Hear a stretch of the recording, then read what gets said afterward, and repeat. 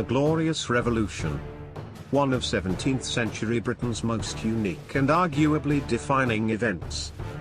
One of history's most peaceful revolutions, even taking on the name, the Bloodless Revolution. In the year 1649 Charles I was executed. This led to Charles II, who sought to restore the British monarchy. Keep in mind, much of Great Britain, however, wanted a constitutional monarchy. During his rule, Charles II passes a controversial act called the Test Act.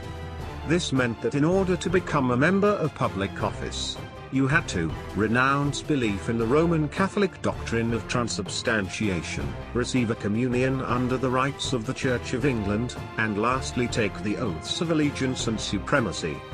After Charles II's death in 1685, James II became the new king. One of the first things he did, or rather, attempted, was to repeal the Test Act. Parliament said no to the repeal. However, James went on to still appoint Catholics to high positions.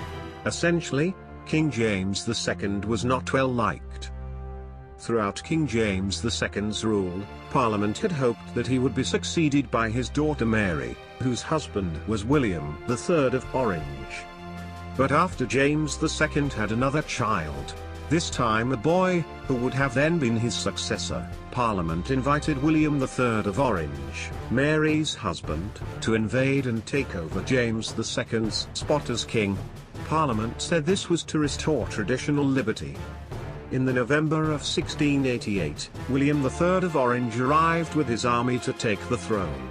During this, he received popular support among England. In 1689, James II flees to France, leaving Parliament's whole operation a success and William III of Orange and Mary II the new monarchs. Which meant the end of the Glorious Revolution. Overall, William III of Orange was well liked. He soon went on and established a British constitutional monarchy, recognizing a Bill of Rights that limited the powers of the monarchy and guaranteed the civil liberties of the English privileged class. The Bill of Rights also prohibited Roman Catholics from occupying the English throne. The Glorious Revolution later on took the name as the Bloodless Revolution, as it was seen as a very peaceful revolution. However, it was recently shown that there was a significant number of deaths over this matter in Scotland and Ireland. But was it really a revolution? Many argue that it is not a revolution. What really changed?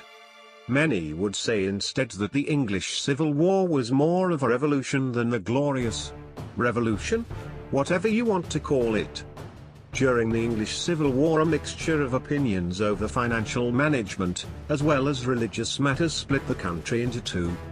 From 1642 to 1646, civil war broke out over these matters and ended with a parliamentary victory. This goes to show the type of pride and even sense of nationalism the British felt. Instead of making the bloody, and rather degrading English Civil War their big revolution, similar to the French and the French Revolution, they chose the Glorious Revolution, possibly to go along with Britain's glorious reputation. Thank you all for giving me a moment of your time. I am the mind of Ryan Braverman, and I hope you are a little bit more prepared on the Glorious Revolution than you were before.